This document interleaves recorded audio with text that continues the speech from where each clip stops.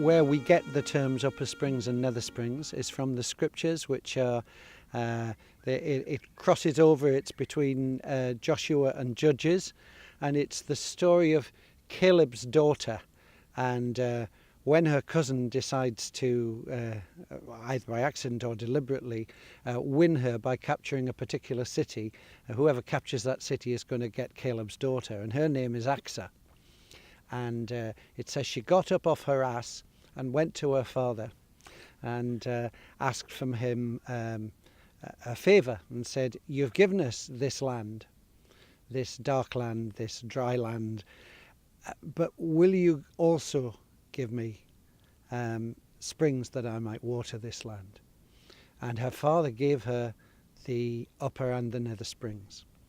So when we heard that scripture in the context of being here on Holy Island, we were reading the scriptures and hearing them said, and the upper springs seem to depict exactly what we experience here on Holy Island, that there is a life, a prayer, something very vigorous that is so unmistakable that people bump into it, particularly when they come here, and then it flows out. It takes them by surprise.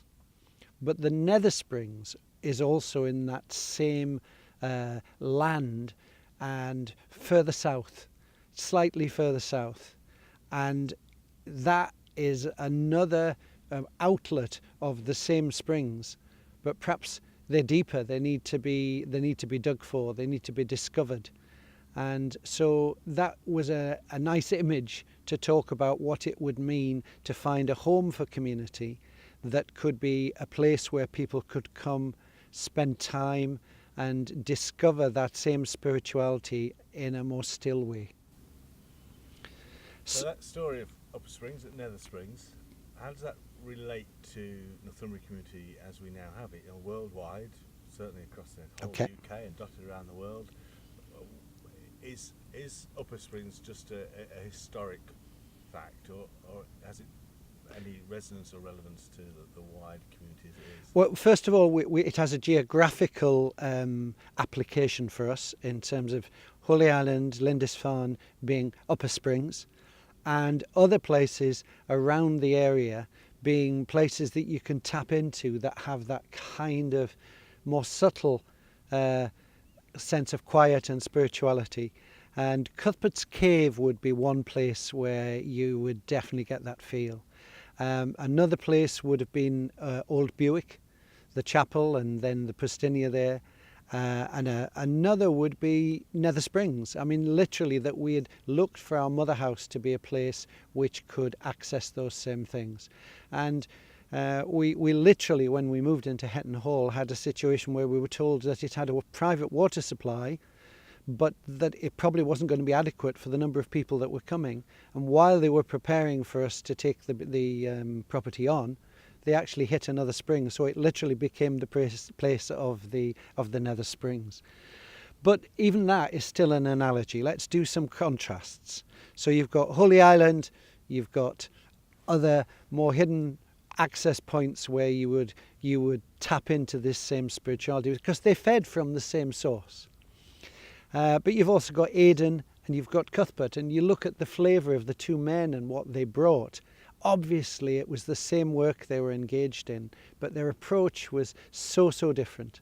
And we've got that contrast. And I think the contrast of the two complementary approaches is very, very relevant for all of us wherever we live and whatever we're engaged in as an expression of who we are in community. If I'm a new companion journeying along with everyone else, and whether I'm in South Wales or indeed New South Wales,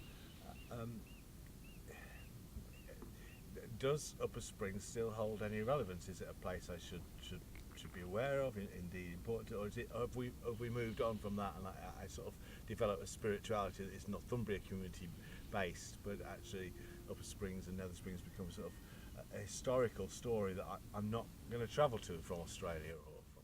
Well, if you have the opportunity, then you can experience that firsthand. But otherwise, you can do what many other people have done, and that's read the original stories of these men and of their times, of their context. And when Aidan came, he came as an Irishman, came initially from Scotland, to a people who were Anglo-Saxon, of no Celtic blood whatsoever. And he came and he brought them in a direct but gentle way the gospel as it was lived out in his own life and through his challenges. And he would ask people, if they were already a believer, do you love Christ? And if they said yes, he would urge them to love God more and live more generously. If they weren't, he said, well, what exactly is it that's stopping you from believing and being baptized? And then he would listen to their story. And he did that rather than assume that he knew where they were coming from. And I think Aidan's approach of going in a very direct but gentle way, but then listening to people's story and assuming that God was already involved in their lives, and that what he needed to do was not impede that process but cooperate with it. Cuthbert, there's a few marked differences that you see with Cuthbert. One is that he's more quiet. You see him always trying to get away to the most remote places. But then he also seems to have one-to-one personal connections with people who he bumps into in the remote places and in other... Almost every story of Cuthbert is of him dealing with individuals and having the cure of their souls, and even dealing with demonic influences that have got people trapped. He's dealing with setting people free, and is quite... He's quite aggressive on the spiritual warfare stuff, but very, very, very quiet and contemplative. He's more of a contemplative than you find with Aidan, who effectively is just pushing and always looking that bit further. So it's interesting just watching the two. He digs deep. One of the things about the Nether Springs is that I can remember a friend of ours, when he first went to Hetton Hall, which was an earlier mother house, saying, there's nothing here. And he was absolutely thrilled that it was a place where there was nothing immediately apparent, but the more you dug, the more you found it to be a life-giving source.